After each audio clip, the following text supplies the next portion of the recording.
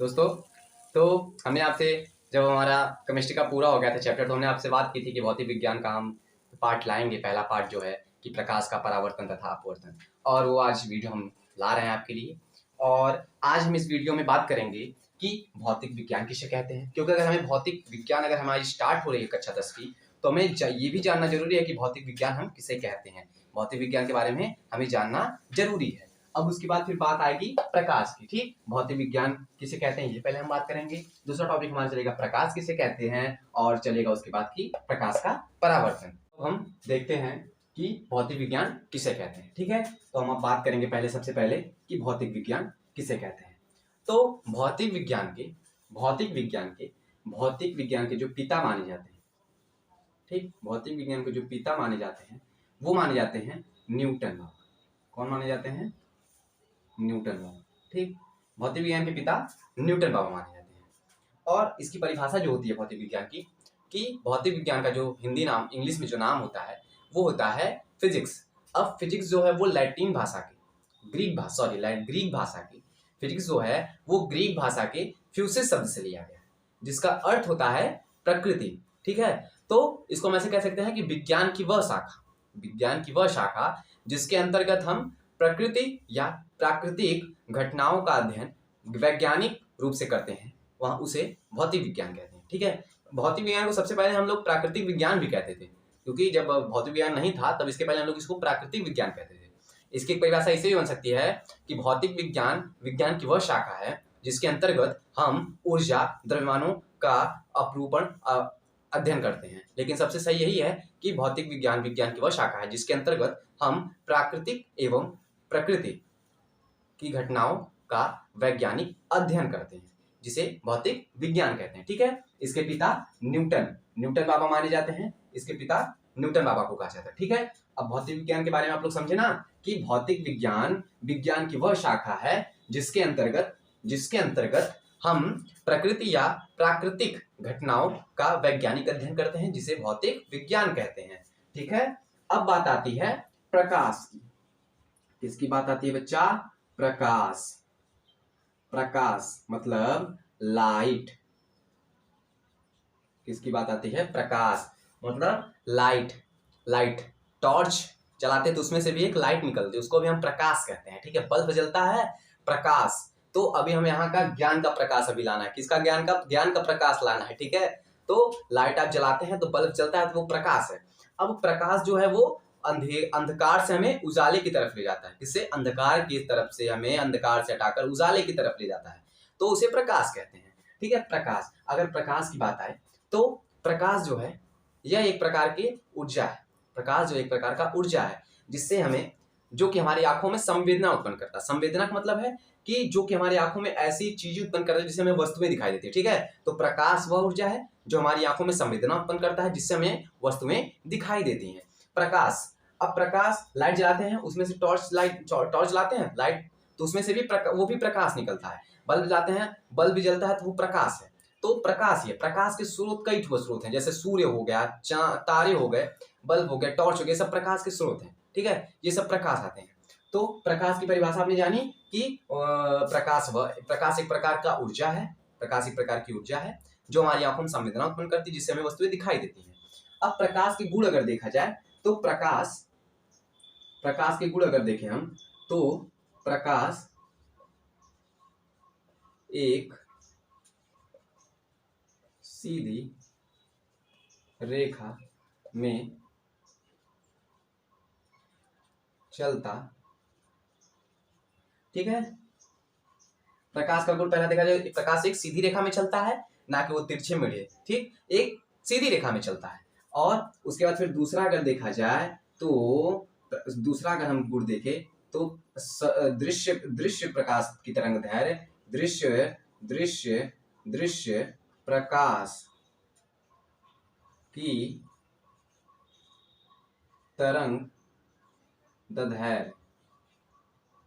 दैर्घ्य जो होती है वो 4000 एंगस्ट्रॉन से 8000 एंगस्ट्रॉन तक होते हैं। ये इंपॉर्टेंट है, ठीक, क्योंकि ये पूछता है, ये गुण में पूछ लेता है। ठीक, प्रकाश एक सीधी रेखा में चलता है। प्रकाश दृश्य प्रकाश की तरंग दैर्घ्य 4000 एंगस्ट्रॉन से 8000 एंगस्ट्रॉन तक होती है। ये सब इसके प्रकाश के गुण हो गए। ठीक है, अब बात आएगी कि हम बात करेंगे प्रकाश का परावर्तन। किसकी बात करेंगे बच्चा?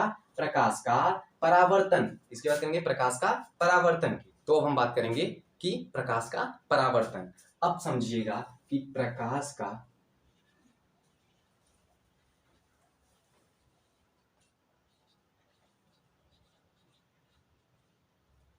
परावर्तन, ठीक, प्रकाश का परावर्तन। पहले तो समझिएगा कि प्रकाश का परावर्तन किसे कहते हैं। परावर्तन का मतलब होता है कि किसी चीज से टकराकर, कोई भी वस्तु किसी चीज से टकराकर उसी माध्यम में लौट जाए, उसी को परावर्तन कहते हैं। प्रकाश का परावर्तन मतलब कि प्रकाश किसी चीज से टकराकर उसी माध्यम में लौट जाएगी, उसे हम प्रकाश का परावर्तन कहते हैं। तो इसको ऐसे कहते हैं कि जब प्रकाश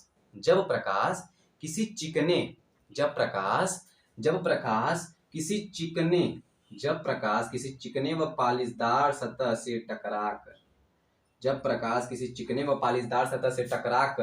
पुनः उसी माध्यम में लौट जाती है। जब प्रकाश किसी चिकने पालिशदार सतह से टकराकर पुनः उसी माध्यम में उसका अधिकांश भाग पुनः उसी माध्यम में वापस लौट जाता है, तो इस घटना को हम प्रकाश का परावर्तन कहते हैं। जब प्रकाश किरणें किसी समतल पृष्ठ से या पालिशदार सतह से आपतित होकर पुनः उसका अधिकांश भाग उसी माध्यम में लौट जाए, इस घटना को हम प्रकाश का परावर्तन कहते हैं। ठीक है, कि और प्रकाश के परावर्तन में प्रकाश की चाल नियत रहती है, एक समान रहती है, न ज्यादा न कम, एक समान रहती है। ठीक है, तो ये जो है आपका ये आपतित किरण है। इसे हम क्या कहते हैं? इसे हम कहते हैं आपतित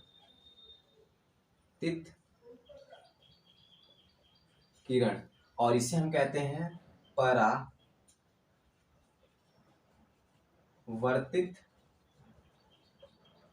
इसे हम कहते हैं परावर्तित। आपतित का मतलब होता है जो किरण आ रही है, और परावर्तित का मतलब जो किरण जा रही है। ठीक है, यहाँ पे हम डालते हैं अभिलंब।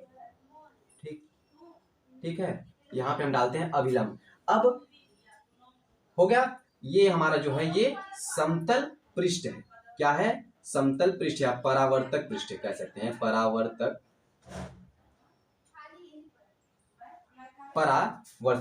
पृष्ठ है। ठीक है, अब आपतित किरण, परावर्तित किरण। ठीक है, अब अभिलंब के साथ आपतित किरण अभिलंब के साथ आपतन कोण बनाती है। क्या बनाती है? आपतन कोण। इसे कहते हैं हम आपतन कोण, जिसे एंगल आई से रिप्रेजेंट करते हैं। ठीक है, और परावर्तित किरण अभिलंब के साथ परावर्तन कोण बनाती है, जिसे हम कहते हैं प्रदर्शित करते हैं एंगल आर से। ठीक है, एंगल आर जो हमारा है परावर्तन कोण है, और एंगल आई जो है हमारा है अपवर्तन कोण है। इतना क्लियर? अब हम देखेंगे, ठीक, अब इतना समझ में आया। अब जो आपतित किरण होती है, ठीक, वह किरण जो समतल पृष्ठ से टकराती है, परावर्तक पृष्ठ से टकराती है, उसे हम आपतित किरण कहते हैं। और वह किरण जो समतल पृष्ठ या परावर्तक पृष्ठ से टकराकर पुनः उसी माध्यम में लौट जाती है, उसे हम परावर्तक पृष्ठ कहते हैं। इतना क्लियर? समतल पृष्ठ वो होता है जिससे प्रकाश की किरणें टकराती हैं, उसे हम समतल पृष्ठ कहते हैं। यही है हमारा प्रकाश का परावर्तन। ठीक है, यही हमारा क्या है? प्रकाश का परावर्तन है कि जब प्रकाश